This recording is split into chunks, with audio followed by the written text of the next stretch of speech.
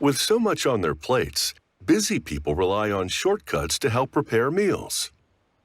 Nowadays, you can stock your pantry with cans of pre-cooked meat, so there's always something on hand to use in sandwiches, stews, stir-fries, and other tasty dishes.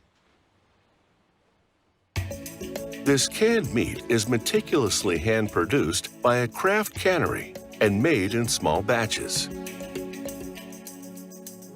It contains no artificial ingredients or preservatives, just meat and sea salt.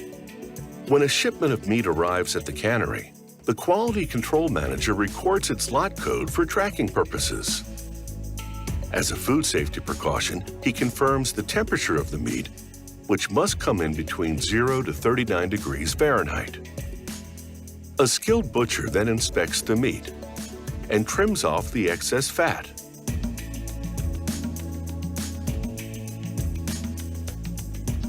If it's a large piece, the butcher slices it into smaller pieces so that it can pass through the dicing machine. The dicer cuts the meat into 1-inch cubes.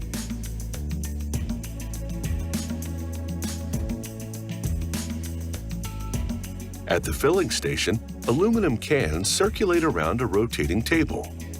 As one worker shovels cubed meat onto the center of the table, others manually fill cans, while simultaneously performing a quality inspection. Workers will discard any cubes that are discolored or too fatty. Next, technicians place a single cube of sea salt in each can filled with meat. This is the only added ingredient.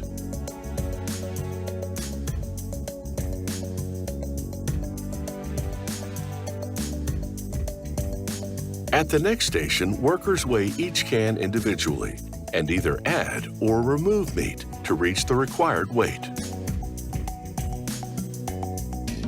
The filled cans now travel on a conveyor belt to the cookroom.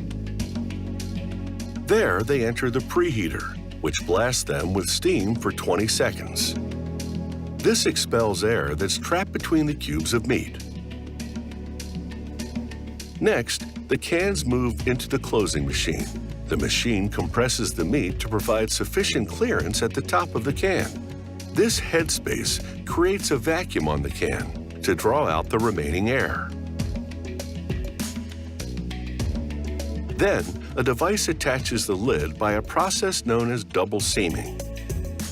The process rolls the edges of the lid and can together, forming a rim that provides an airtight seal. It's time to get cooking.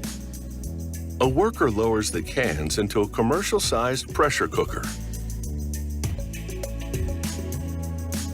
Cooking under steam pressure produces the tenderizing effects of slow cooking in a fraction of the time. The meat cooks in its own juices. The cooking temperature varies depending on the type of meat and the can size.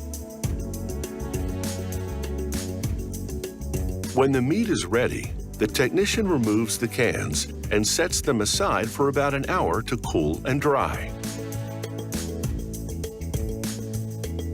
The cans are then moved to the packaging area.